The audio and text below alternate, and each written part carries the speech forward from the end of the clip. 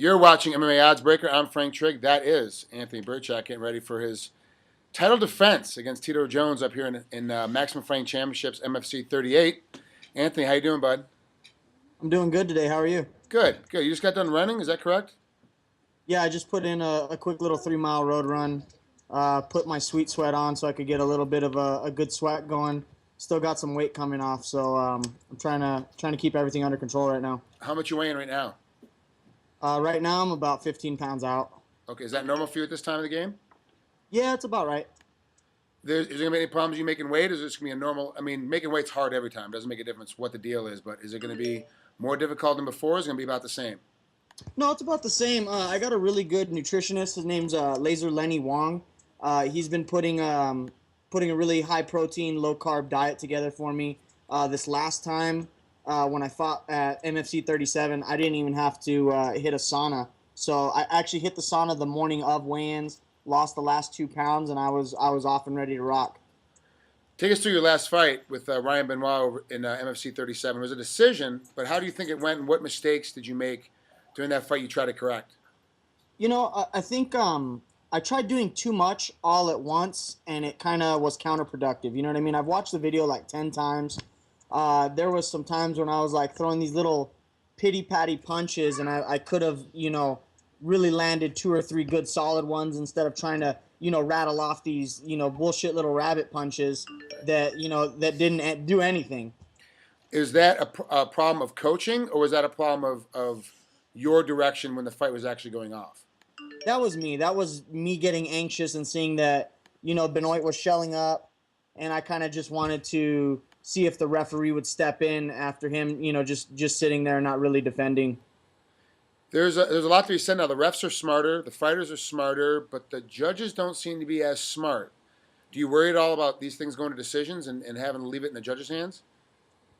Especially after that last fight, everyone said that it was, it's fight of the year and everything. And I mean, looking back on it, like I said, I've looked at it so many times now that any position that Benoit was when it was advantageous was because of my own doing. I either went for a rookie arm bar from mount, which ended up with me on bottom, or, I was, like I said, trying to do too much all at once and not really focusing on one technique. So he didn't really. I don't feel that he earned anything. I pretty much gave him every advantage that he had in that fight. But from a judge's point of view, that could look completely different, and that situation could go completely awry for me. Is that going to be in the back of your head when you're fighting this one? Because both of you guys, you and Tito, both go to decisions quite a bit. You're both comfortable going long distances, especially in title fights. It's obviously your belt, but it's not the traditional of, hey, you got to beat the champ, to be the champ. Isn't true. It's really the judges supposed to look at every round individually. Will the judges' decisions kind of be in the back of your head, going, okay, I better make sure that I finish this fight now because I have the opportunity? Well, let me correct you there. I finished 80% of my fights. Tito's the one that goes to decision. I used the analogy yesterday that if you read his Sure Dog out loud, it sounds like a fat girl in the Ben and Jerry's section of the ice cream. It's decisions, decisions, decisions. So, I finish fights, and that's never really in the forefront of my mind of I have to finish this fight. I have to finish this fight. I go out and do what I do, and the opportunities that I see when my opponent makes a mistake is where I capitalize. Do you think that Tito is worthy of being the challenger, being the number one contender for this belt right now?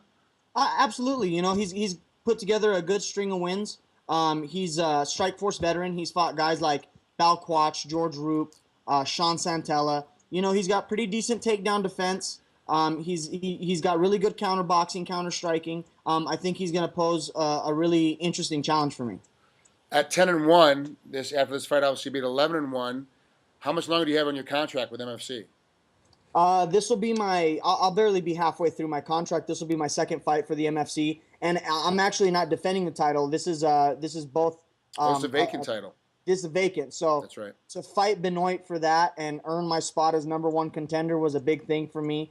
Benoit, the shit talk aside, me and him really went out there to put on a show. I know he really wanted to win that fight. I really wanted to win that fight, and I really want to win this fight. This is my time right now. Tito's been in the game for a while. He's 31.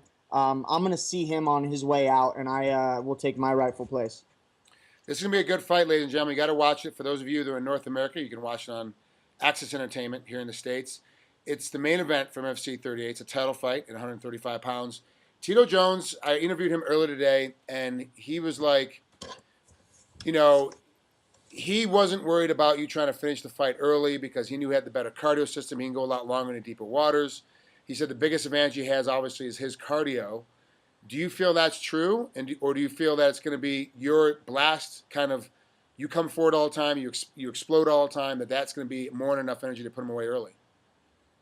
Let me ask you a trivia question. Does the lion always get the gazelle?